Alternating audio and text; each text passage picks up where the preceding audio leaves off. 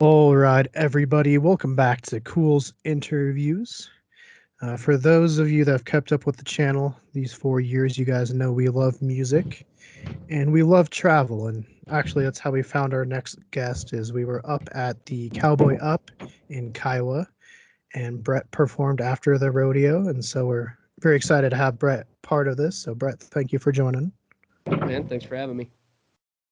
So, for anyone that doesn't know you, right off the bat, what's a little short bio of who you are? Uh, I'm a small town kid from Texas, around Waco originally. I was never part of the cult though. Uh, no, that was like way before I was even born. But um, no, I moved up to Colorado because I was working with a guy named Chancey Williams. I played guitar for him for about 2 years, a little over, and then I happened to meet my wife during that time. So I moved to Fort Collins from Laramie, and I've been playing music. Started guitar at 9 years old. Started playing out live like y'all saw me at 14, and right now I'm 28. So it's been a fun run. But that's like the quickest spiel I've ever given of that ever. Hey, we can get into more. You brought up Waco, and I know one of our buddies, David, is from Texas, and he did a whole video about that Waco area. Have you been there since the incident, or like, do you know how people feel about what happened there? So I was born and raised there. So 95 to arguably I moved in 2019. So basically from there to then, besides college, and I was in college in East Texas, like always heard about it, obviously, just because it's the history of the town. And I mean, it actually wasn't in Waco; it was just north east. Uh, and every time to this day, when I'm like, people ask me where I'm from, it's one of three things that comes up. It's that Chip and Joanna Gaines with the silos and Fixer Upper and all that stuff because they've basically taken over that town, and it's had good and bad effects with it. And then the other part was back when Robert Griffin was in college at Baylor. That had a big effect just because everybody seems to talk about football in some way, shape, or form, or a sport. So Baylor is always a quick one just because Baylor's in Waco. Yeah, well, especially in Texas, football is pretty big out there. Yeah, that is a religion all its own. Right. So Yeah, we have some Texas fans when we do our sports chat, so yeah. I definitely know that one. Well, you got into music. What was like when you grew up? What was the music that you were listening to? Like what artists and stuff like that? So I was raised on Skinnerd and Stevie Ray, which is why I wear the hat that I do. And if you do come see my band live, like we have those songs in our set. We're doing Southern rock, we're doing blues. But then growing up the way that I did, personally, I was listening to pop punk through the early 2000s, and that's kind of how I wanted to play originally. I remember being 8 years old and watching Power Fuse every day on Fuse TV, and it was just like a 8 hour block of music videos. And at that time, it was the All American Rejects. It was Blink 182. It was Green Day. It was go down the list from there. Fall Out Boy was just coming out, and I don't know how many times I heard Sugar We're Going Down that summer, and watched that weird video with the kid who had the deer antlers. Deer antlers, Yeah, and his dad had like the deer feet or yeah. whatever. Yeah. And that is one of the still to this day one of the weirdest videos I've ever seen in my life. But my dad had this '70s Fender Music Master guitar that didn't have strings on it for whatever reason. And I would sit in the living room while my dad was at work, my mom was at work, my brother was, I think he may have had a summer job or he was like playing baseball or something. And my sister was working a summer job getting ready to go to college. And so I had the whole house to myself, and I would sit there and listen to that music all day long if I wasn't watching movies or playing video games. And I would fake play this guitar with no strings. And then finally, I had a birthday party. I got 150 bucks or something, and we went and do a Guitar Center on the way to an Astros game, actually. And my brother was my drummer for a long time, so that's why we ended up going to Guitar Center. He wanted to go. And I remember walking in and just seeing the wall of guitars, and it was like "Hey, Dad, can I buy one of those?" And he was like, "Yeah, you got money." And so I bought a Les Paul Jr. and it was off to the races. I never, looking back now, like you never expect that purchase at that age to work out. But, for me, it was like that God given talent that everybody seems to has told me my entire life that I've had. That was the day it, became a thing. So, yeah, like I wanted to play pop punk, and then slowly my dad introduced me to Stevie Ray and Skinner and ZZ Top, and then my brother was already playing at church, and that's when I really started learning. Like, oh, if you want to do this, that's kind of the avenue to go. Like, go learn your chords, go do this, and I never really took lessons. I tried, but my guitar teacher told me like you want to fly before you can walk because I wanted to play Pride and Joy. I didn't want to play Jingle Bells or whatever else he was trying to teach me. That's definitely one that he was trying to teach me at the time.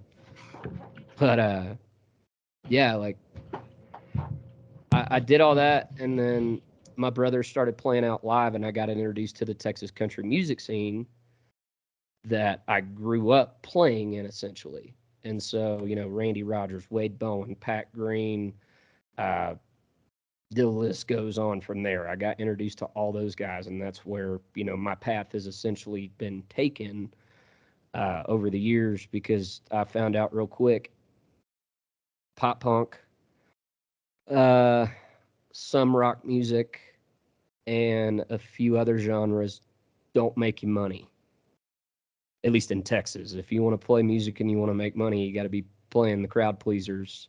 And so I kind of jumped in that country music realm. And at 14, I had a band and we were doing a mix of blues and rock with a lot of country in it. And people were showing up to watch me sing and play. And, being the young kid up until the past few years, I finally had some younger guys catching up with me, and I'm glad to call them friends. But it's been a hell of a journey. So that's there's my long-winded answer to that. It was a good answer. Yeah, no, I was thinking back to when you talked about making that purchase and how it's led you down this path, and I was trying to think about what led us down our path that we were on. It's a weird thing because when you're buying it back in the day, you're like, I guess in the back of your brain, maybe you think, yeah, I'll do something, but you look back and you're like, wow, I never really thought it would go that far. You got to experience Texas as an actual musician. I've only experienced the music scene as like an observer. But what's the difference between Texas and Colorado as far as what they want to play? A lot more bands, for one. I mean, I would argue it's probably 50 to 1 comparison. That's highballing it, maybe, but I mean, the amount of guys that are playing out here versus down there is just uncontrollable. And the idea of like how many venues there are to play up here versus down there, every little corner in the big cities, you have a spot almost. Here, it's a little bit more spread out. Denver being the main area, obviously, and then being in Fort Collins where I'm at, like we have a few, but like you get into those mountain areas, which where I'm at right now, like I'm in Black Hawk right now, and yeah, I can go downstairs and play in the casino, but again, they want that certain kind of act, Mhm. um, and that's the biggest difference. Like people are still playing the same stuff. Uh, I know there's more diversity out here, which is cool. Like that bluegrass scene is a big deal out here.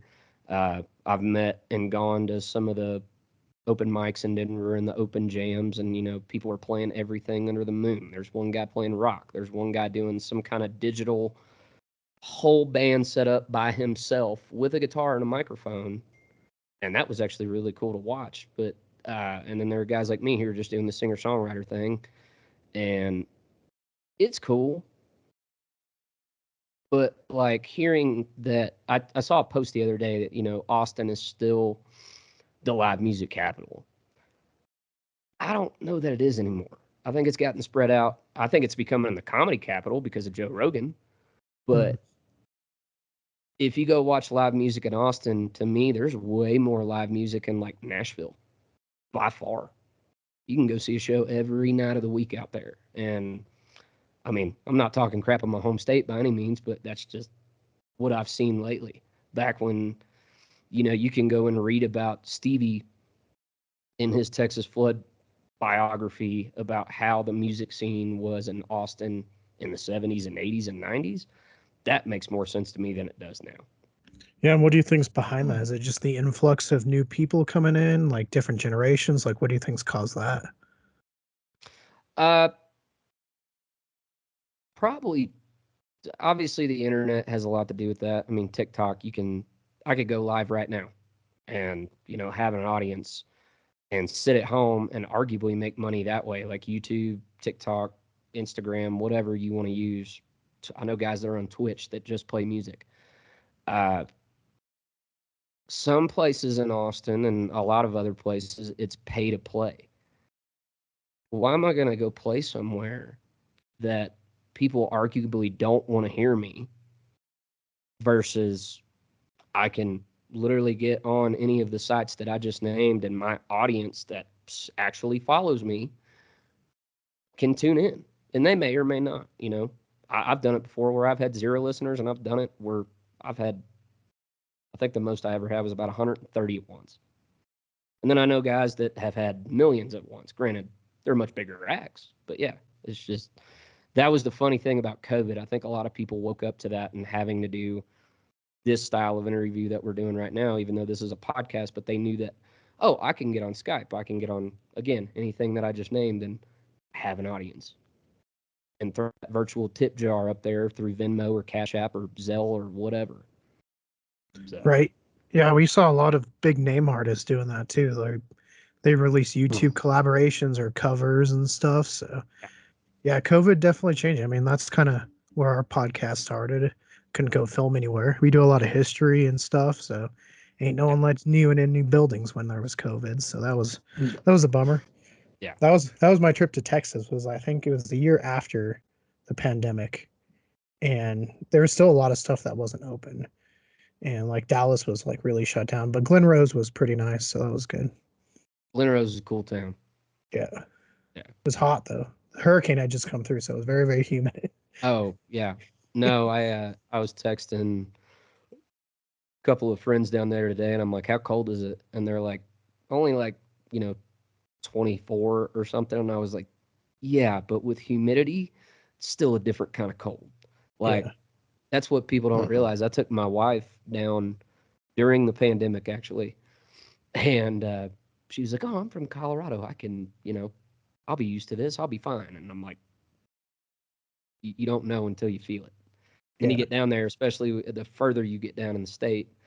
Like, if Houston is 20 degrees right now, I don't want to touch that part of the state because that cold air mixed with ocean humidity, it's going to feel like you're jumping into a needle pit. Like, it's just not fun. And I used to play sports in that stuff. I mean, God bless those guys that played in the NFL game the other night, but there's no way I could have done that. All right. Well, and then there's a video of the fans shoveling out the Bills stadium today, Yeah. not wearing shirts or anything, just sliding down the. I was like, oh, yeah, maybe the Chicago in me has gone out, but there's no way I could do that no more. Yeah. Right. Well, what are like? Have you done collaborations with other musicians, be it bands or just single artists and stuff like that? Yeah. So here lately, it's been more local, which it's always going to be local if you actually want to do a real collaboration, unless you're going to those people and putting that recording out. But I mean, when I was in Texas, we had a good. I like to think about like the class that you graduate with, so to speak, and like my class was more singer songwriters like me, and the dynamic that I look at it as like you had your rock guy, You had your singer-songwriter guy, you had your super honky-tonk country guy, and then you had a bunch of guys that like all fit in between that somewhere, if you just want to look at a spectrum. And we did a lot of stuff back then, like a bunch of duo acoustic shows and things like that, and it was always fun. But then moving up here, I found myself playing more with women, actually. Kelsey Joe being one of them. I've got to do a couple of shows with her. Caitlin Oshner being another one. Uh, at one point, I was doing a radio show trying to give a platform for Rocky Mountain artists, and that lasted a summer. And then I haven't picked it back up. I need to, but it's interesting to look at. If you want to look at data like Spotify, for instance, you can go see how many monthly listeners an artist has.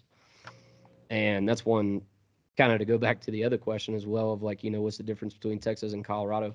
I know people in Texas who have like 10 to 100,000 monthly listeners, just to keep it round numbers, who are not making as much money at a live show as some of the Colorado artists that I know that don't even have 100 monthly listeners. And that's a dynamic I've had to grow and like figure out, just because it's baffling to me. But yeah, with those collaborations, like I'm looking forward to this year, because like I'm gonna try to do some stuff with YouTube and possibly have the two women that I just talked about, uh, you know, do a duet video with me or things like that, or even my buddy Eston, who has Eston in the 86. Like, hopefully we can get our bands together and do something. I already know me, Eston, and Ain't From Here have a show up in Greeley, March 2nd, and Okay. or sorry, March 1st. Yeah, and it's one of those days. But yeah, we're doing a 3-man band show, and it's gonna be a good time. So like, it's definitely still the same. Like anywhere I go, I still go to Nashville quite a bit and record and meet up out there and co-write. And there's a million different ways I could collaborate, but co-writing is going to be the number one coming up. Where's that show in Greeley? At the Moxie. Okay. Yeah. So that's going to be a good time. Yeah, it's a fun little town. My uncle went to UNC, so and then I've done some elevator work up there, so I know the town a little bit. Um, so are you on a label, or is it all you? I'm not. I'm all independent. It's me and my Okay. wife. She helps more than I really know how to explain, other than just staying on me to make sure I'm doing stuff day to day. Uh, but yeah, like the idea of a label now, it's not obsolete. There are a ton of ways they can help you, but it's getting more that direction, just because you can build your audience with any name another social media.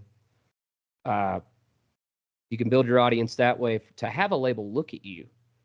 And that's why like TikTok is, I have a love-hate relationship with it, because say you have a guy like me or 100 of my friends that I can name who's been doing this. This is going to be year 15 for me, because I started at 14. I turned 29 this year.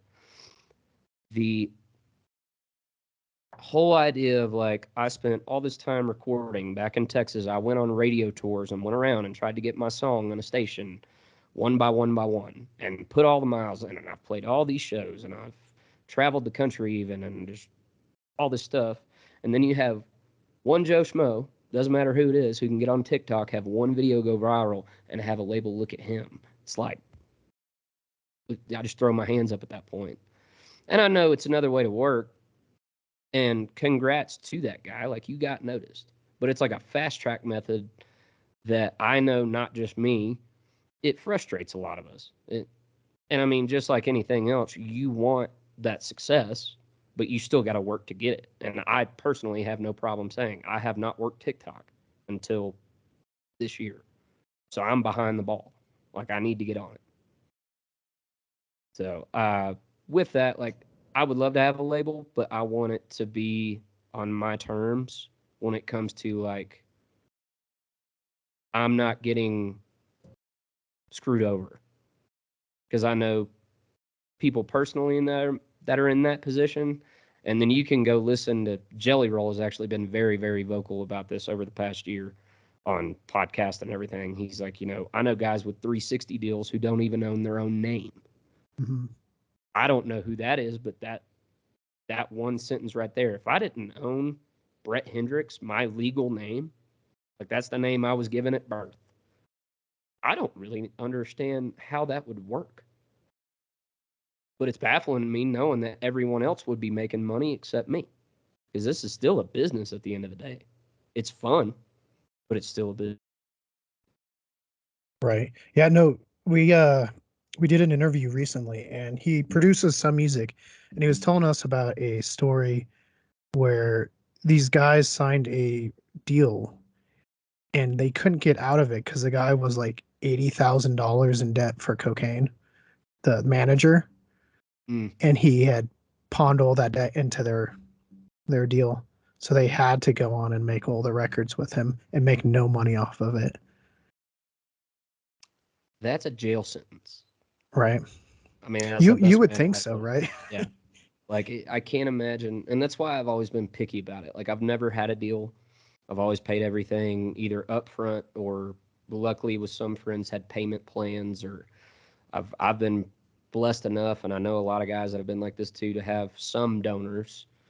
I know some guys who have donors that believe in them 100%, and that's great for them. There's nothing wrong with that. Every one of us, I mean, we wish we could have something like that because it costs a lot of money to make music. It really does. I mean, to make one track, if you're not doing it on your own and you want it well done, it's four figures, depending on who you go to. Could be more than that. I know people that have spent hundreds of thousands of dollars on albums, and that's highballing. But it's a process. And yeah, I can't imagine being in that position where whoever I thought I was going to be able to trust went and did something like that. Like, nah. Right. Yeah, no, I've been really picky because we've been on TV and stuff, and we've had people offer deals and stuff, and I've always looked at it, had people look over it, and I've turned it down. And back in the day, I was really skeptical of that and felt bad that I did that. But now, with how big YouTube's going and you have more freedom, like we can do whatever we want. If we want to go film a certain episode, we go film it. We're not on anyone's schedule and we can do that. So I can understand not wanting to be on the record label, but also at the same time, like not closing the door, you know? Yeah, it comes more, at least from everybody that I've heard and talked to lately, you get one of like three things going for you. You get touring, so you're constantly busy, and yeah, you're constantly making money at that point. You get distribution of, one of your songs. So say I put out a single and that label takes it and they're like, cool, we're going to put it at every radio station that we can in America and the world. Cool, that's still another stream of income, so to speak. And then the other part is publishing, which with a label, it's where it gets iffy. To me, I don't understand it enough.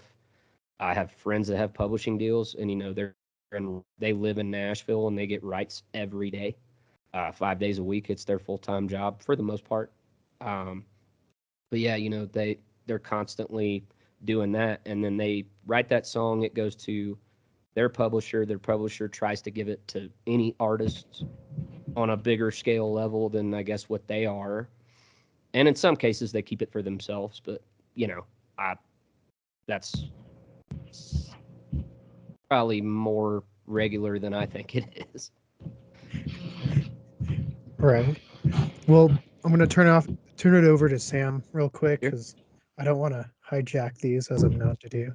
yeah, Sam, do you have some questions you want to ask real quick? I did. I was trying to find the name of the song that I heard earlier, but unfortunately, I was at work when I was like listening to him. yeah.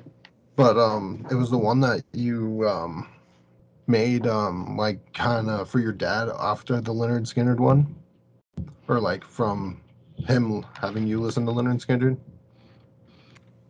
Was it Lucky? I think so. Yeah. About Vegas? Yeah.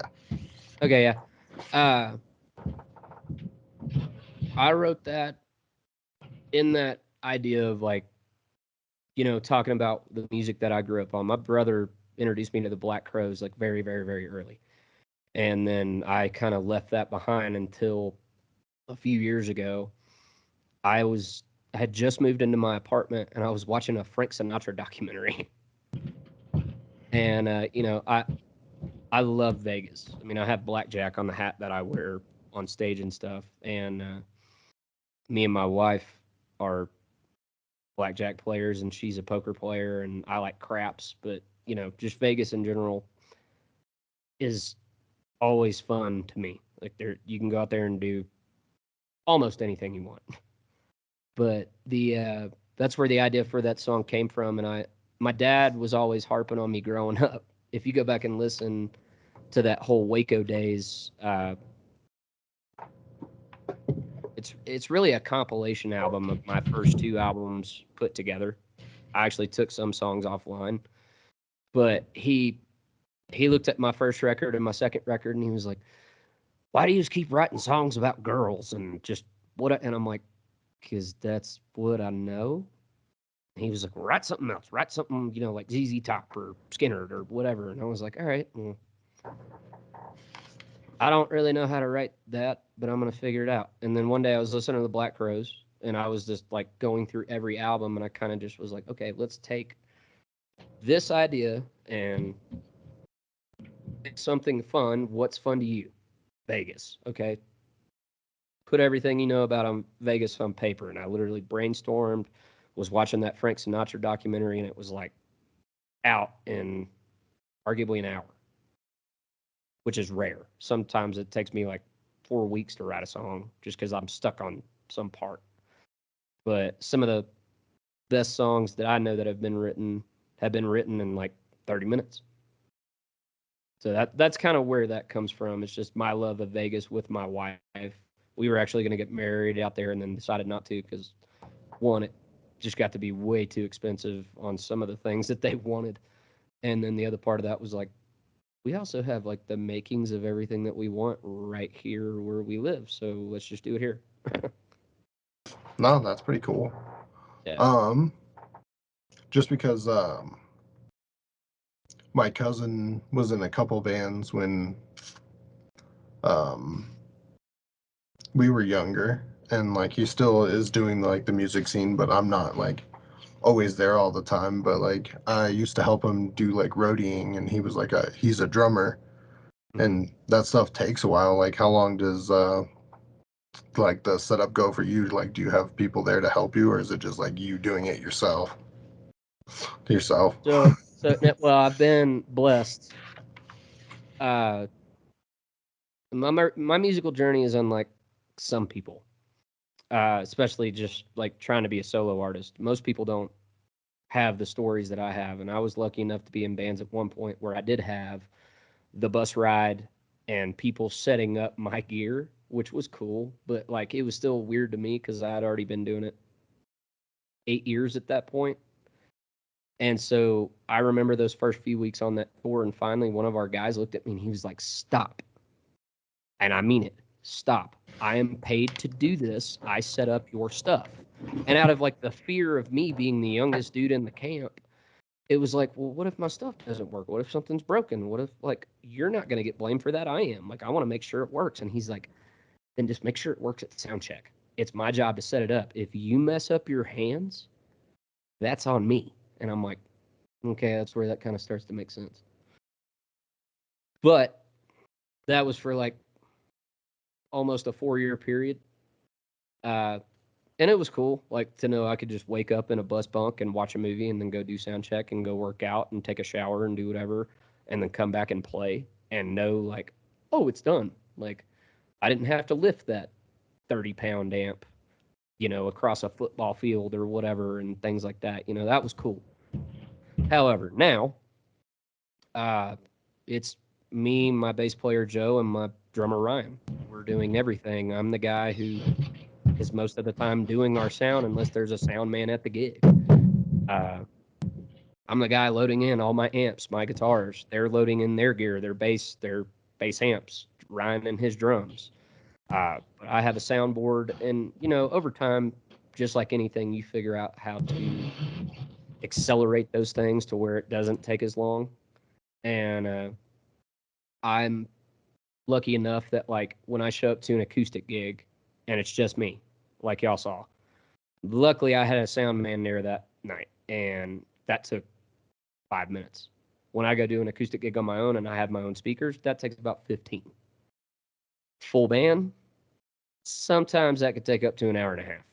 Whereas I know some guys who have lights and the whole 9 yards, it could take them anywhere up to 3 hours, depending on how long it takes to program and just get the sound in the room right, and if how many players are in the band and XYZ. Like it's a whole debacle. So yeah, for me, I'm lucky enough. I've always kept it small, and the most I've really taken, at least in the past year, we played at the Buckle Ball for Greeley Stampede. And because it was such a big thing, and I did have lights and sound and my speakers and this massive auditorium hall, or really this big barn, I should say, uh, that one took about 2.5, 3 hours because it was cabling and everything. So Yeah, there's Yeah. almost an Wow. art to it. yeah, Yes, there is. but there by far is like the guys who do sound and are sound engineers. They're engineers. I do not consider myself that, but those guys they know all the tips and tricks. They've learned them.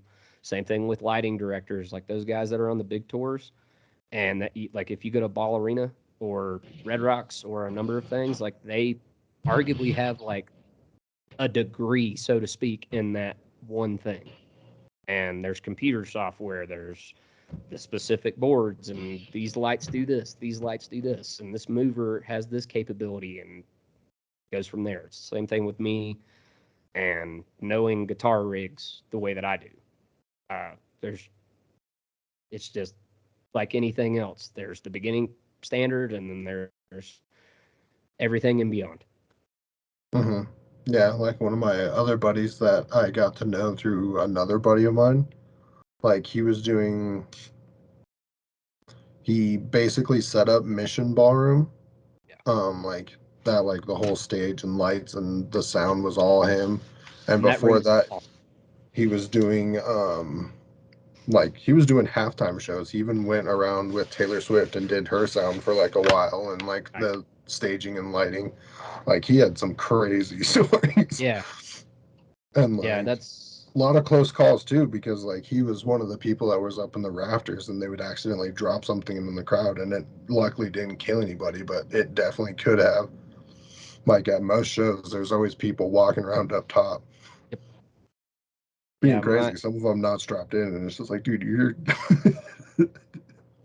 my brother runs a sound production company back in Texas, and I've luckily only had to watch him do this once, and I have since had to do this kind of myself at my bar, in a restaurant and music venue. But the whole idea of like holding on to a truss that's 15, 30 feet, however far in the air, and you don't have a harness, it's not a fun day. Like, I mean, Mm-mm. just the whole idea of like, hey, I could fall, however far onto concrete. It's either gonna kill me if I land wrong, or I'm gonna break something for sure.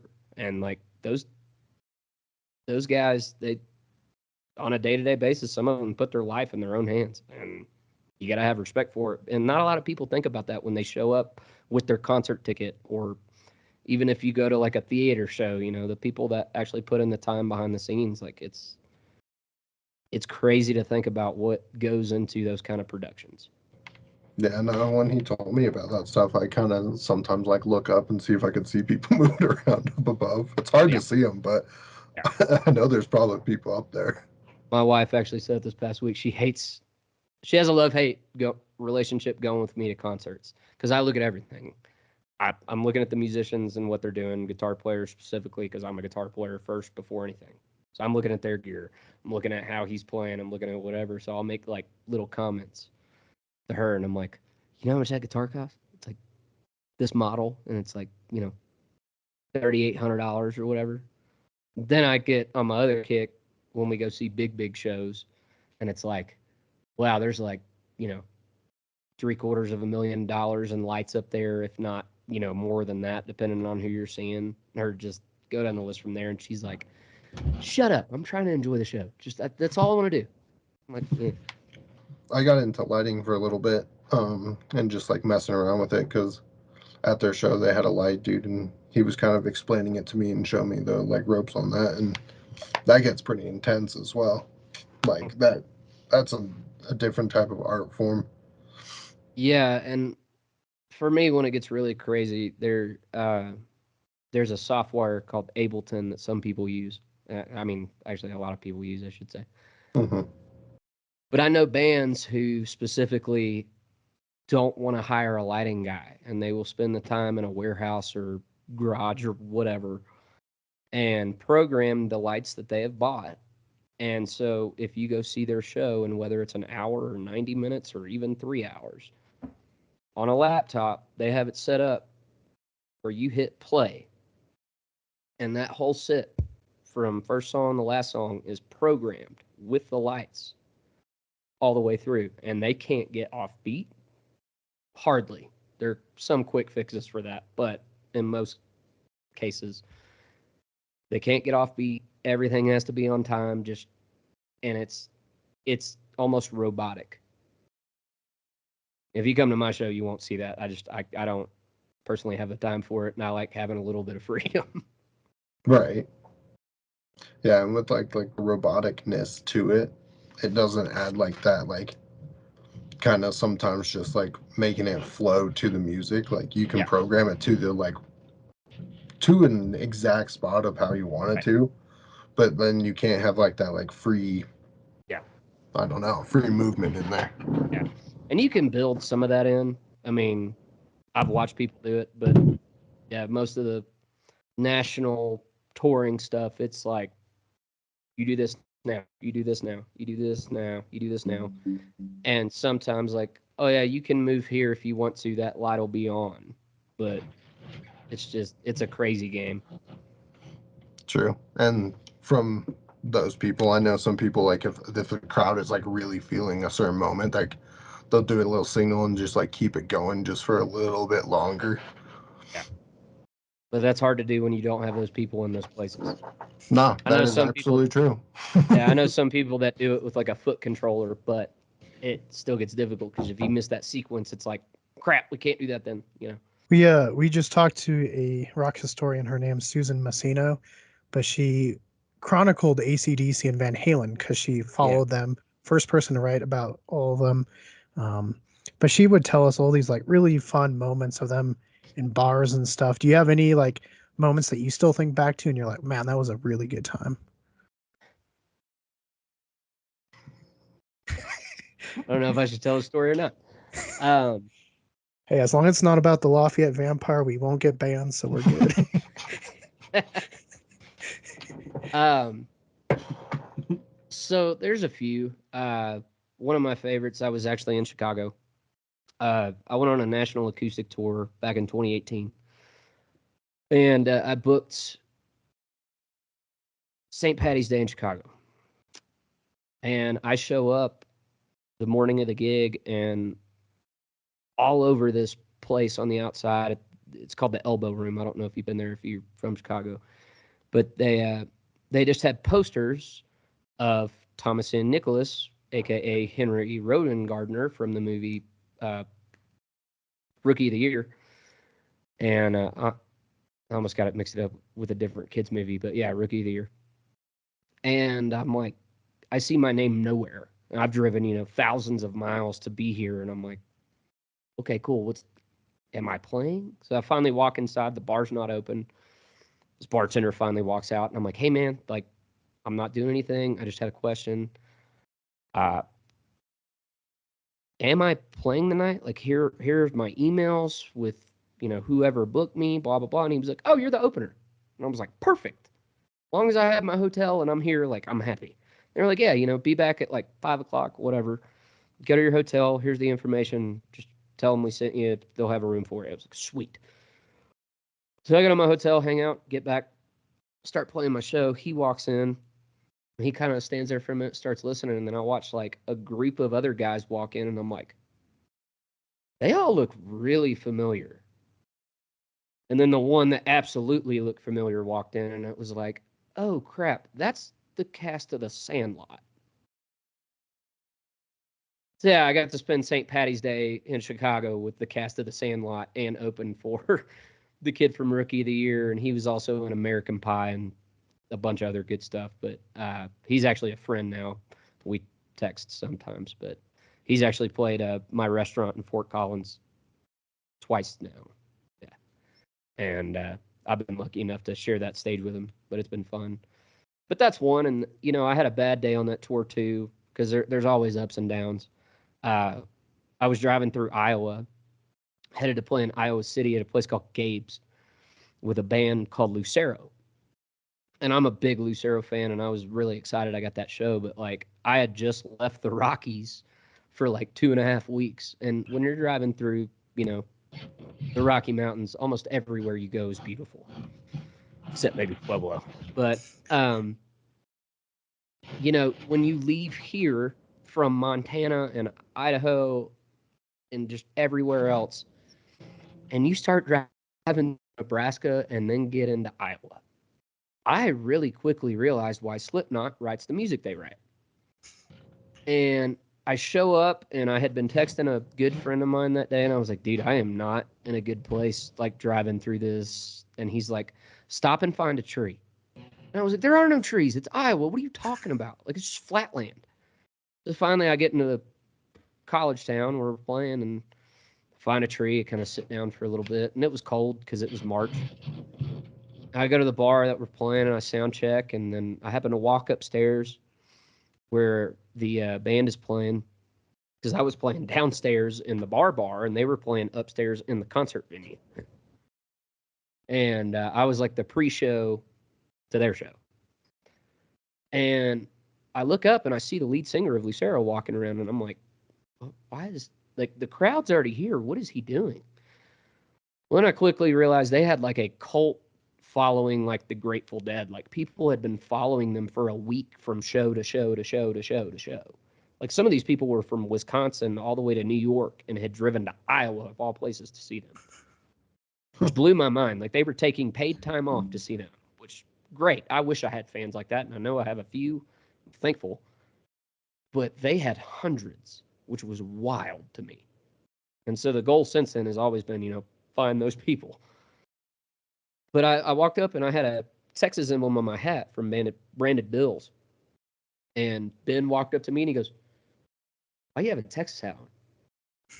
I was like, well, I'm from Texas. I'm actually kind of y'all's opener / closer. I'm playing at the bar downstairs. He was like, oh, I'm going to come watch you. As a musician, I know plenty of people that can say this same statement. We hear that all the time from the people we're playing with. 95% of the time, it does not happen. They're just saying that to make you feel good and give you a little bit of hope, and that's totally fine. This dude kept his promise. Literally, I'm downstairs after their show, getting ready to play my other set, and I hear they're right above me, and I hear the bass drum finally on the ceiling go in the show. Within my first song, he was downstairs sitting in front of me with a glass of, I believe it was Jameson, and just, he watched my entire 2-hour set, and I was like, okay, I gotta give this guy props. And he stayed around after the show to talk to me, and he was like, something told me to talk to you, like, you're having a bad day? And I was like, okay, I don't, like, every time I'm at a show, I try to have a smile on and make myself seem like everything's cool. I guess he saw right through it that day.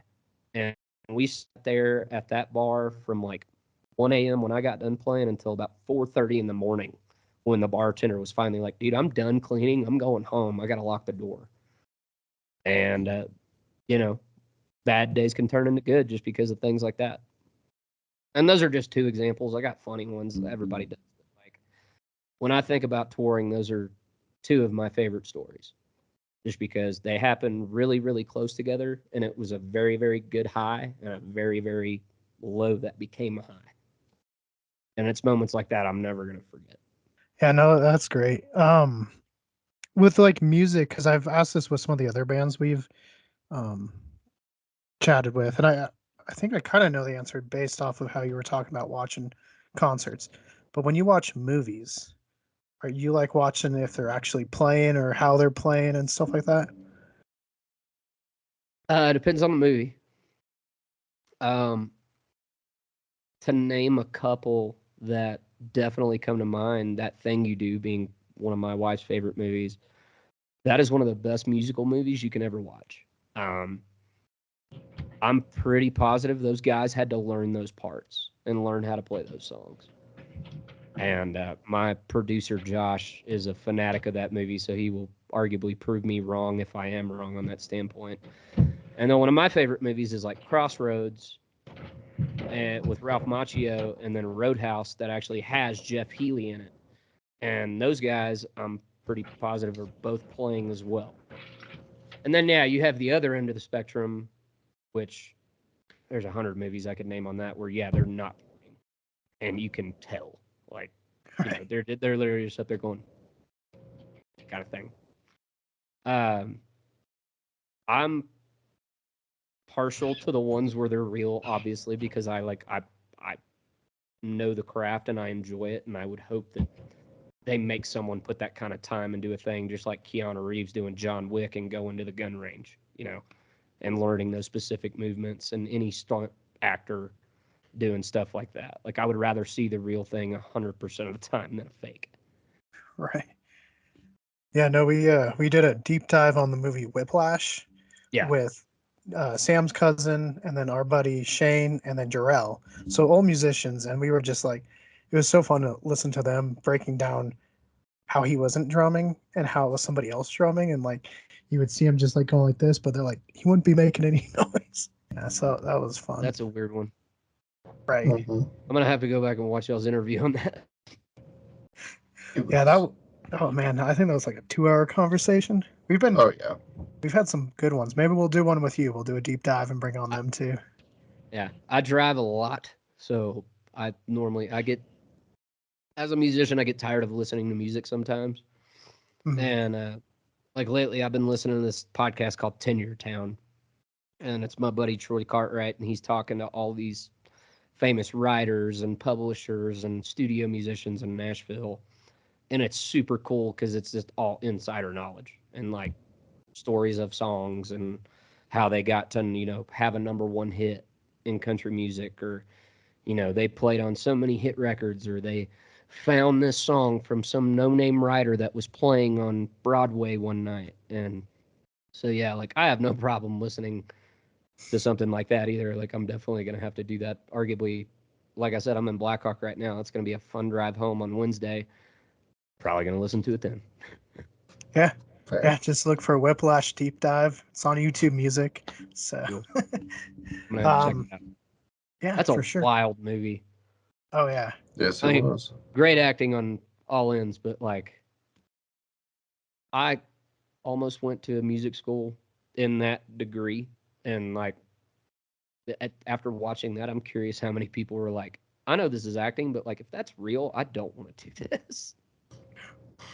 right. That's what we. That was one of the questions. I said, if you were a teacher, would you show your students this? And they were all like, no, because then they would leave my class. Right. Yeah, Nick I, was like, I've never. Was it Nick or did he? One of them actually said they did have a. It might have been Nick had a teacher that actually threw something. It Yeah, wasn't I a think it was chair. Nick. Yeah. I went to college for one semester for music, and I watched things like that happen. And that even happened when I was in high school with certain instructors and things. And like, but people have emotions. We know this. Like, Mhm. it eventually, especially with, let's be straightforward, asshole teenagers who think they know everything. It happens. It happens every day. And, you know, is it right to do that? No. But do you get a point across? Maybe. Possibly. Hard to say. Depends. Yeah, it depends on the situation. However, like in that movie, when you wreck a car and then you lose your spot, and like you literally show up bloodied, it. I don't. I've never heard that story. Not saying that that hasn't happened somewhere in the world, but like that one was mind-boggling to me. Yeah, I was trying to think back, and it's in the podcast, but I was like, I don't think anyone had any like super crazy stories like that. Yeah. Like I know they've had stories of like maybe they cut themselves, like because Terrell plays guitar and stuff, and or like they're still playing, and but nothing like where it's just like bleeding out and there's like blood dripping all over. Yeah, like that finger being my pick finger, I've rubbed this skin off, which is why that nail looks deformed compared to the other ones. Things like that happen, and people play till these fingers bleed. Mine are so calloused over that honestly, it hasn't happened since I was like 16. But that was like the summer I was literally spending arguably every day in my parents' shop and sitting in the back corner in arguably like 108 or some crazy number of heat, just playing all day and taking a break when I needed to because I felt like, oh, hey, you're seeing white. You should probably go sit down in, the cool air kind of thing. But like, no, there's the craziest thing I've ever seen on the road or off. I played this little bitty bar in, I want to say, Wichita, Kansas. And I was the acoustic act. And then they had like a duo and then a full band. And so I went first, played my show, had a great show, sat in the back, talked to the owner, arguably the rest of the time that I was there because he was just super happy I was there. And the duo went on. They had a great show. And then the full band went on. And they started to have a good show. And I can't tell you to this day what got into these guys. But the guitar player said something to the drummer, and the drummer got up, swung his fist, and then I proceeded to watch this stage explode. I mean, I watched a floor tom get thrown into the crowd. This dude was playing like a $3,000 Gibson Les Paul that he started to take off and got hit at the same time. And I was like, if that thing breaks, I'm going to cry just being a guitar player. And just chaos ensued. And I'm sitting next to the owner and he's like, not even flinching. He's like, yeah, it happens all the time. And I'm like, now I own a music venue with my wife. If that ever happened between me and my security, if I'm there and not on the road playing, either me and my wife or my wife alone will be on that stage tearing people apart to make sure the chaos stops. This dude just sitting there still baffles me to this day. Like he had to have some wild stories or something way beyond my knowledge to be able to just sit in the back and be like, yeah. Yeah, right. If you're that calm around that, it's like, what caused you to be that calm? Like, what have you Right. seen? Like what Roadhouse would literally to reference the movie did you grow up in that had the chicken wire and bottles thrown at it and whatever else, to where like you don't care if there's a fight in your bar, especially in today's day and age, even the past 10 years where like you're liable, dude, firsthand. It's your bar. So what insurance claim is going to happen from this? Right. Yeah, no, tell us about your venue. So me and my wife own Sundance Steakhouse and Saloon. It's a 900 cap dance hall in Fort Collins. And, we've had acts all the way. It's been open since 1982. My wife's had it for 8 going on 9 years. I've been lucky to be a part of it really the past 3 to 4. And, we have national acts come through. Like we got Logan Mize coming up, and I'll be playing that show with him. We just had Wade Bowen, who is where I'm from in Waco, and that was a great show. Met a new dude named Clayton Mullen, and he's a up-and-comer out of Texas that moved to Nashville and is killing it. And, I'm very happy to see both sides because I did, so long as just a musician and now being the venue owner, it's like seeing everything else that I'd never I thought about it, but I've never like put two and two together to be completely real about things. And it's funny talking to other venue owners now and then going back and talking to musicians and hearing both sides. And it's like, I kind of have a leg up, I feel like. Because I know guys that like, they don't put into perspective like what goes into the day of a show. They know what goes into their day, but even for the venue, and to think about like, oh, we're going to show up and we're going to play and we're going to sound this good. And, you know, we're owed for all these hours of practice and driving and whatever else. And, you know, how long it takes to own our craft. I'm here to say you're not wrong. However, you got to be reasonable. And that's where most of us aren't. We think we're worth, and, you know what you're worth. Don't, by any means, don't think you're not worth that, hypothetically, just say a round number like $1,000 or even $500, or depending on how big your band is or things, there's a lot of scenarios that go into that. However, remember, you were welcome to that stage. You're given that opportunity. Be thankful for that. Don't show up and think you're God's gift to music and then be honestly an asshole to that person that hired you. It's no different than going into your day-to-day job. Are you going to be a douchebag to your boss? Maybe, but my guess is you're probably not going to have that job that long. Right. Yeah, always stay kind is what we try to do. We've been Yeah. pretty lucky to be invited a bunch of cool places, and we're always thankful, and no matter how big we've gotten since we started with nothing, we're just like, hey, this could be taken away tomorrow. Let's just enjoy it and let's make the best of it and try to help other people on the way up. And I had to learn that the hard way. I was the young teenager that knew it all. And, I've been told over the years, there were comments that I made back when I was, 18, 19, whatever, even 16, like, hey, you probably shouldn't have done that. And it was like, yeah, no, I know I'm still paying for some of those. And, some of that stuff's been mended. Others, it never will. And that's okay. I literally had a conversation about that this week.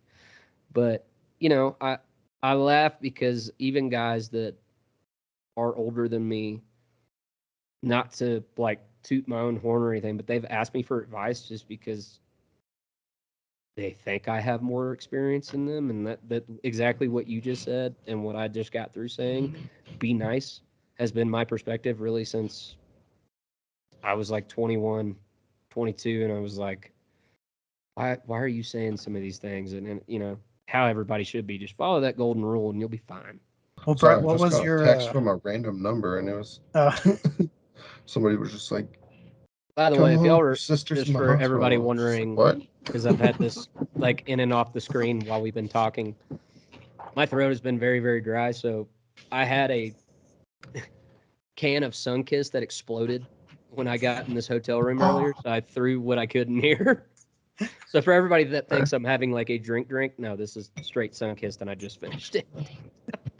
That's fair.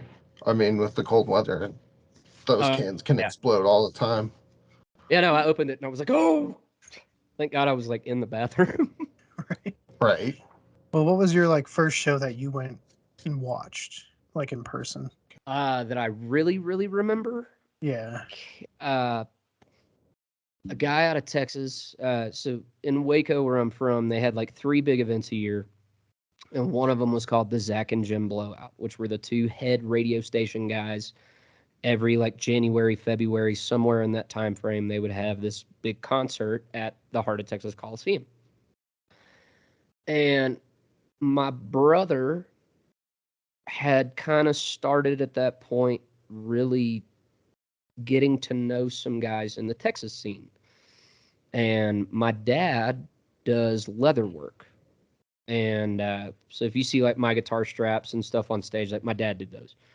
And he was making guitar straps for this guy named Kevin Fowler out of Texas at the time. And he made 1 for Kevin and 2 for Kevin's guitar player. And I was like 11, 12 maybe. And, my dad was like, hey, we're going to go, see these guys, get on the bus, do this, that, and the other. And I was like, oh, okay, cool, whatever. And I met Aaron Watson and Kevin Fowler that night and most of their band. And it was cool. Like, I'd never been on a tour bus. I'd never really done anything like that. And that was like my first real concert experience that I like vividly remember and like, wow, this is, you've been playing guitar for a couple of years at this point. This is what you want to do, essentially. It's right in your face right now. And, it was a fun night. I will never forget it. And what's cool about that story is like 10 years later, yeah, actually, like almost 10 years to the day, that same event, it was me and who was the middle slot, Aaron. He was the headliner now. I was the first act, and then my buddy Zane Williams, when he had his band at that time, he's now got the Wilder Blue. And if y'all haven't heard him, please go look them up. They're awesome. He was in the middle slot. And so, like, 10 years to the day of my first concert, we were on that same stage. And, there were like a crazy number of people there. We broke some kind of record that night. I don't remember the exact number, but it was like over 2,000 or 3,000 people were there by the time we got off stage. So that was always like, a go me moment. Yeah. Especially No, sure. especially in the hometown, because like, you have your accolades. Everybody does, like, those things you're out of, and that's one of mine. Like the fact that many people showed up while we were on stage. They, even if it was for a song or the entire set, they made that effort. Right, definitely special when it's your hometown. Yeah. Yeah. But that's that first concert, the first like big one I remember going to. We went and saw like Leonard Skinner with my dad at the San Antonio Rodeo, and that was really, really cool. But it wasn't, because it was the rodeo, they were on one of those like turntable stages that circled the arena, which is still cool, but it's not like, your stage at the end of the whole event center or whatever you're in, Coliseum, Garden, whatever you want to call it. And all the lights are specifically there and they have their functions like we were talking about earlier. It's a completely different dynamic. So I would have liked to have seen that show with Skinner, and I sadly haven't. I've always enjoyed kind of seeing the differences between bands. Like my first concert was Kiss and Aerosmith, and they have big stadium, fireworks, all these. And then I've seen like Papa Roach in Ogden, and it's more intimate, and there's like Falling Reverse. Our buddy Shane at the Sunset, we've seen you. So it's always cool to see the different dynamics. Do you have a stage or a time of the year or just event that you enjoy playing? Selfishly, I always enjoy playing at my bar and restaurant and music venue just because it's a lot of fun. And just, my staff has gotten to the point where they're pulling pranks on me while I'm on stage. And it's kind of fun. But, my favorite that I've ever got to play, while I was with Chancey, we got lucky enough to go on tour with Toby Keith. And those shows were awesome. His stage setup, everything, and just being like, wow, we're here. I get to run a catwalk and play Eruption, because I was doing that at that time, was super cool. But then one day while we were on the road with Toby, I literally got out of my bunk and had woken up from a nap, and the first thing Chancey asked me, he was like, hey, how do you feel about playing the Ryman? I literally did what I just did, and I was like, you're kidding me. And he goes, no, we're going to play it with Cody Johnson. Okay, we're going to play the Mother Church for every country, anybody that knows anything about Nashville. Like, we're playing that venue. Well, what an honor. And, we did that, open for Kojo. It was sold out 2 nights. The first night, another Texas guy, Jesse, played, and we played the second night. And my claim to fame, at least when it comes to the Ryman stage, I don't know how many people have done this, but I can at least say I have. I got to play Eddie Van Halen on the Ryman stage, and that is super cool to me. But I would definitely rather play a room like that or Sundance, that's mine, that is more intimate than an arena show. Because arena shows are awesome in their own degree. Like, that many people, and they're showing up, and they're singing, and they're screaming, and doing whatever. Always cool. But those intimate settings, when you still get to be that loud, so to speak, and put on a show, and the people who are there arguably appreciate it more, 100% worth it. Much more than an arena show where you might have so-and-so on their cell phone videoing the whole show and not in the moment. Which That's is my more intention. custom nowadays. Yeah. Right. Right. Yeah, The no. amount of times I see so many people on their phone and post them just watching it. It's just like, really? And we're all guilty of it. I know I am. Mhm. There are certain songs that I'm like, I am that guy that goes back and watches it too. But it's for, at least in my standpoint, prime example, I went and happily got to watch. My buddy just started playing for Randall King recently, and he's playing guitar.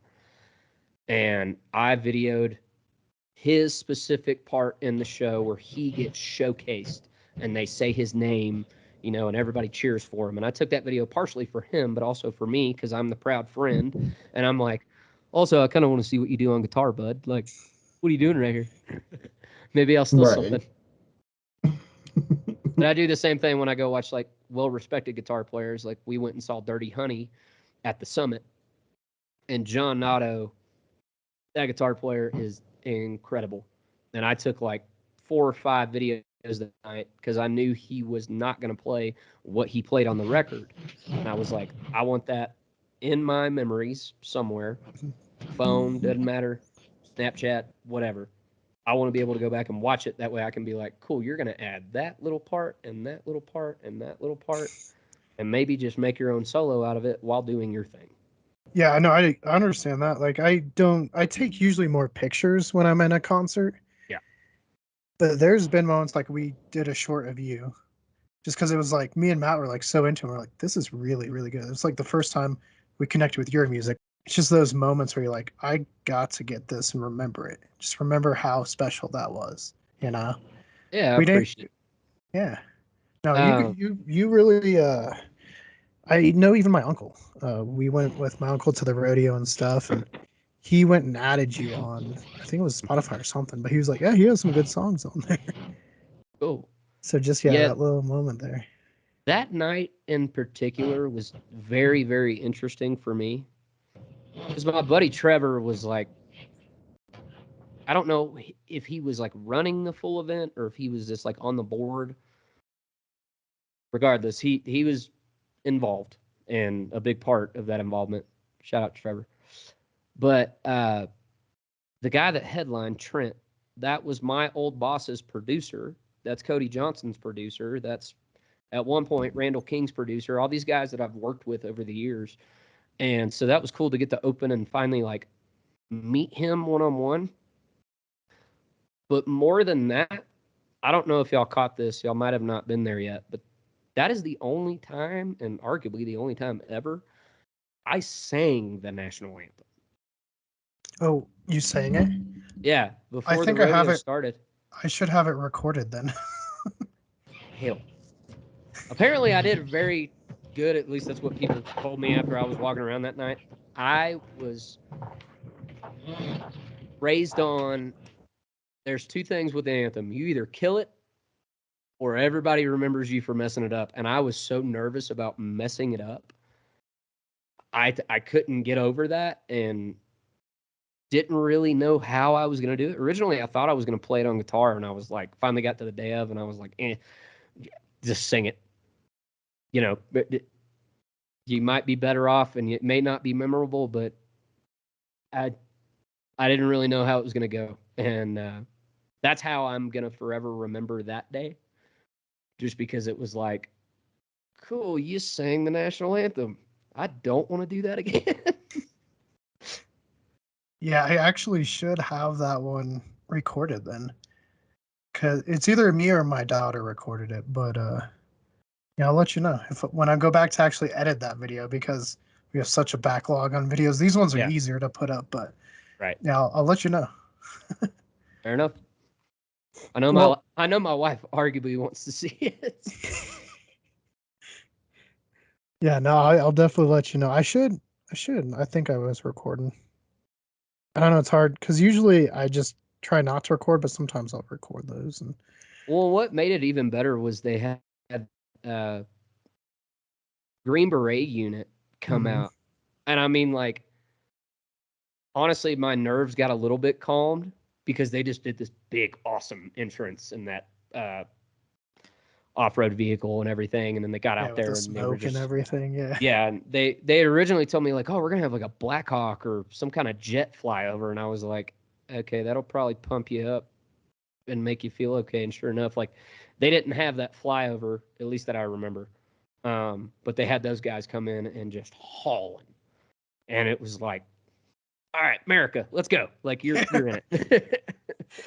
Yeah, no, good time. So, one question, then we'll get to the important February question. But we're doing a series best burgers in Colorado. Does your restaurant have hamburgers? Yes, All right.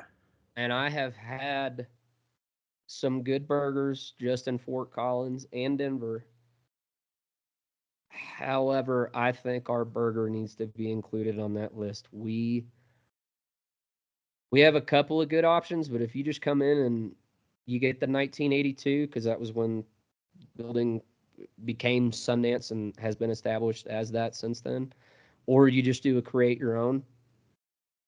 The we get these certain kind of patties that my wife has like arguably fought people for, and not like fist fight, but like just over the phone, like quit messing with my order. I ordered these specific patties for a reason. Make sure they keep coming in. They're awesome. Just I have yet to have a bad burger in the 4 years that I've been having burgers at our place. All right. Yeah, we'll check it out then. I like the confidence too because the first episode we filmed on Friday, she told us it's probably not going to be this place, and I was like, oh, come on, don't do that. Yeah. Oh, and they turned out really good. Like that place was always really good. And I know I'm biased. Obviously, I own the place, but like it, I've always been a big burger fan. There were a couple spots back where I'm from, one called Cups, another one called Double R, and I love a good, what I call a baseball, like stadium style burger. There's just something different about how they're cooked, and those places did that, but like a gourmet, well done burger, not like cooked well done, but like just all well put together. Our spot does a good job at it. Well, we will add it and we'll make a video up there then. Definitely promote No, it. absolutely. Let me know when they are coming in. For sure. Yeah, we've been meaning to get to Fort Collins. We go to Laramie every year. And every year we're like, we'll stop there, we'll film a bit, and we leave too late or we come back too late. Where do y'all go in Laramie? The college. We go to the college, the homecoming games and Oh, okay. stuff up there. Yeah. Yeah. My favorite up there was Born in a Barn. Okay. Yeah. Because Yeah, I we lived just there for 8 months when I was playing with Chansey, and then I finally moved to Fort Collins. okay. Yeah, we had O'Dwyer's last time we were up there. Yeah, that's a good one too. Yeah, they were pretty good. We got that from YouTube. Somebody said, "Hey, go try them." We're like, "Okay, might as well." Right. Yeah. Well, I kind of teased it. February's something's coming out. Do you want to tell us what's coming out in February?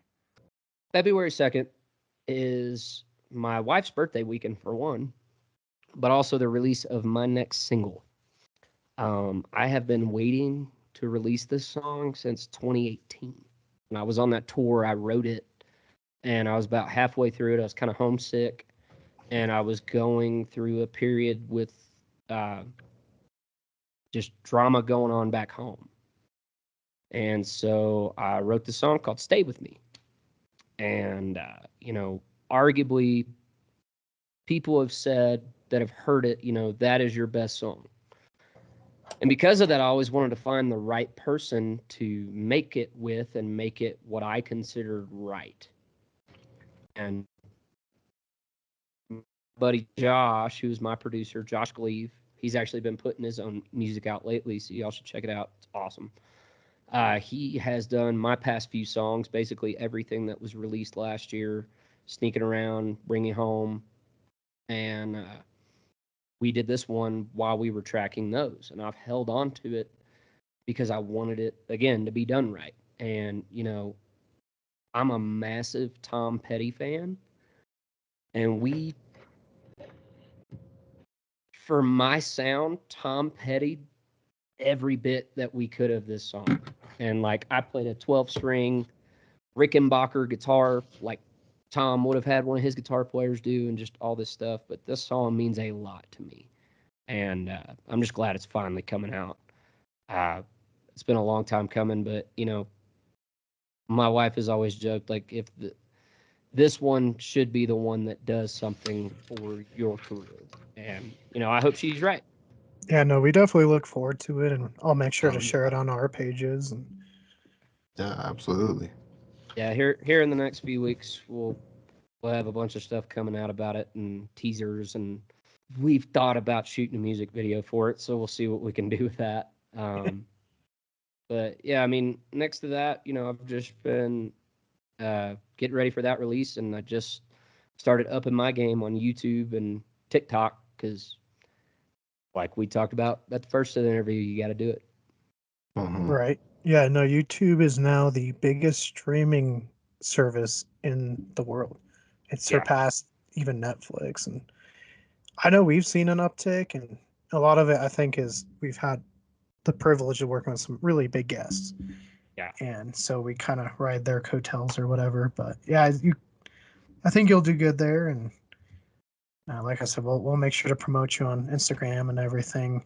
You Mhm. guys, you talked about you had one show. Do you have more shows coming up as well, though? Yeah, if you go to my YouTube or my website, it's just under Brett Hendrix Music. In my Facebook cover photo, all my upcoming shows, at least for the through March, are on there, and they're all on my website. So, I'm playing it in Westminster here coming up a few times, acoustic, and then full band. We're at the same night that Stay With Me comes out, we're at Sundance. And then the next night, we're also there because my buddy Logan Mize asked us to open for him. And I was like, I'm not going to turn that down. So Right. I'll play 2 nights at my place. Why not? So luckily, one night is our show, and then the next night's just a hour opener. And then you get to see Logan Mize, which that guy's a killer. He's had a #1 on radio. So Yeah, no, we'll definitely have to come down and watch some shows as well. Maybe sure. we'll time the burger episode for one of those as well. Yeah. I know, like we've been trying to get our buddy Shane's band because they're kind of country bluegrass to play up at one of the festivals we go to because Midlands played it and Runaway Jane and stuff. Do you play any of those festivals that come around here, or just more like music concerts and venues and stuff like that? So festivals and tours and everything like that, like I'm open to playing them. It's just a matter of being invited. Like prime example, Foco MX. They do a big deal every year. And I've lived in Fort Collins for the past few years, and I've put in my application, and I have friends who have played it, and everyone who arguably knows about it, they're like, "You'd be a great fit." Like why won't they take you? And I'm like, I don't know. I'm not on the pick committee, obviously. Like if it was me, I would selfishly put myself on there. There's 200 other acts, or however many. But if I'm picked to do those things, I'm definitely gonna do it because that's how you get your music out there. That's how you promote yourself. And that's not me calling out Foco MX. That was just an example. No, true. It's more a Yeah. suggestion to Fort Co to book you, right? Yeah, Yeah. exactly. So is there like a venue that you would want to play at, like a dream venue? Definitely a few. Um, Red Rocks obviously being one. That's just easy, no doubt. I would love to. I know I've played the Ryman as I talked about earlier, but I would love to play it under my name, not someone else's, not being the side guy. Just to say like, yeah, I played there as me. And Billy Bob's being another one. I've played there a couple of times, and arguably can say that I did that. But I was a part of like a Charlie Daniels tribute memorial service style thing, and that was a lot of fun. But it wasn't Brett Hendrix is playing. It was as Charlie Daniels tribute memorial service, whatever. And it was a cool time. But like things like that, like I want as me being an artist, my name on that marquee. And those are just 3 examples that immediately come to mind. That is totally fair. Yeah. Yeah, Red Rocks would be an insane one to play at. Like, Yeah. all the shows there are so sick. Even though Yeah. they keep bringing the sound down just because Morrison doesn't like it. It's just like, well, you guys all chose to live there. It's Right. not even like old Morrison or old Lakewood. It's all the new people. Right. Yeah. And no, that's the thing. I remember my wife took me out there to watch Shane Smith and the Saints, and I have buddies that play in that band. And they were opening for Lucero that I talked about earlier. But that was my first show at Red Rocks. So I got to watch friends play, and then I got to watch the dude who talked me into a good mood while I was on tour uh, play that stage. And so it was honestly a very emotional moment for me, just because it was like, wow, like your friends are here. You could be here eventually. That's a hope. Hmm. But yeah, like my wife was telling me, I think not too long after that show, that first article or one of those first articles came out about like Red Rock's having trouble with sound ordinance issues and blah blah blah. And it's like they realize this has been a music venue for like what, 60 So, years or something like that. Like I don't Yeah. even so know when it long. started, but yeah, so long. Well, it's like What- Bandamere too. It's just like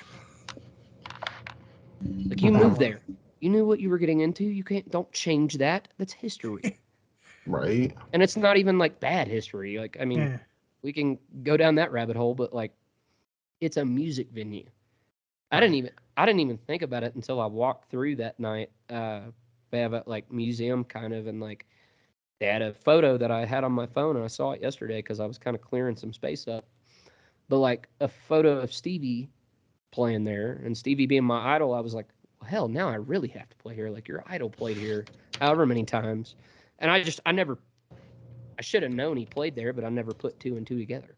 Yeah. No, it's a crazy world we're in right now. That's for sure. My brother Mhm. was working at the airport, and they're of course building like crazy over there. Yeah. There's people like trying to tell the airplanes to turn down their volume. And I was just like, what kind of world do you think like turn down the airplane volume? Okay.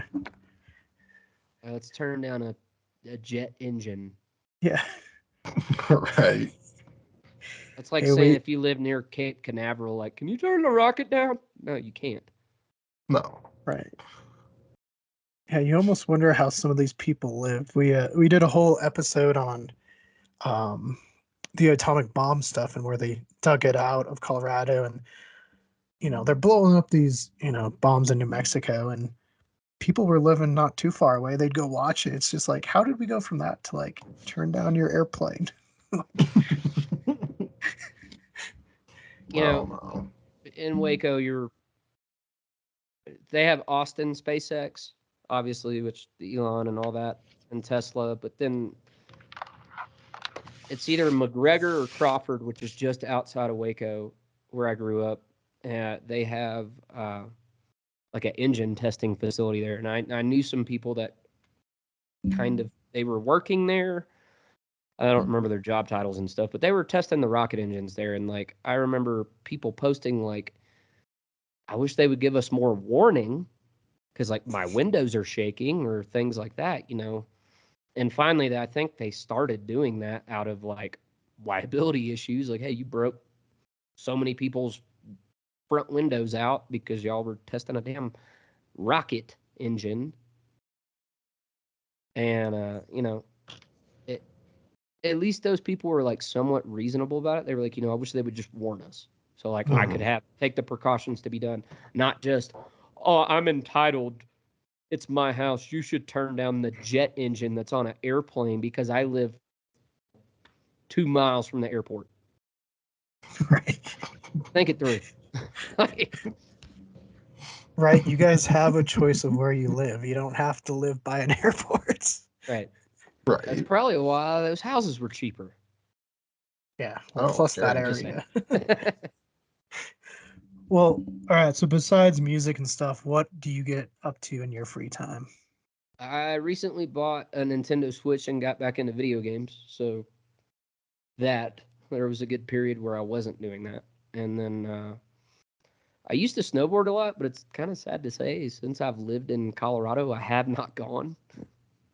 And we're right by mountains and stuff. I don't go. I'm normally just too busy. But like right now, this is music. I'm on a writing retreat here in Blackhawk. I'm blocking myself in a hotel room, and finally getting some ideas on paper and hopefully into this laptop uh, over the next few days. But I mean, I love baseball, hockey, and I will go play golf during the spring and summer because obviously right now it's, you know, what, -5 outside and it feels like -20. Right. It's the best whatever. time to play golf. Oh no, no! I would not like to have frostbite by the time I get off the course. Or No, really, for even real. through like 2 holes. Right. So, yeah, I mean that's what I enjoy. And then me and my wife, we still try to take vacation and go to Vegas or go to the beach. I went to Jamaica on our honeymoon, which was basically the extent of my world travel. We gone to there in Puerto Rico, and luckily been on a couple of cruises now, or got to see those ports. But I don't know, man. I try to stay working. I have my lazy days every now and then, and they're well needed. My wife needs to take more than she does, but I last year that was her New Year's resolution, and she didn't, so I don't see it changing. Right. Well, and So it's hard, like you're doing all your stuff. You got to keep that hustle up, and we know that we gotta. Well, most of we go on quite a bit of trips, but usually we're filming on the yeah, trips. So it's Mhm. like we got to research. We're finding locations, setting all that up, filming. And then maybe we'll go get something to eat. So yeah, I can relate for sure. yeah. Mhm. But yeah, no, this has been great. We'll have to have you back on. Maybe we'll do a movie or something and just talk that. But yeah, let us know when you start promoting your stuff. I mean, I follow you, but Yeah. we'll make sure to promote it for anyone that maybe blinked out earlier. Just why don't you let the viewers know one more time where they can find you? Yeah, my name is Brett Hendrix, and you can find me under Brett Hendrix Music on most anything. My Instagram is Brett.Hendrix with 2 X's. Uh, that's arguably where I post the most just because I like photos more than I like video.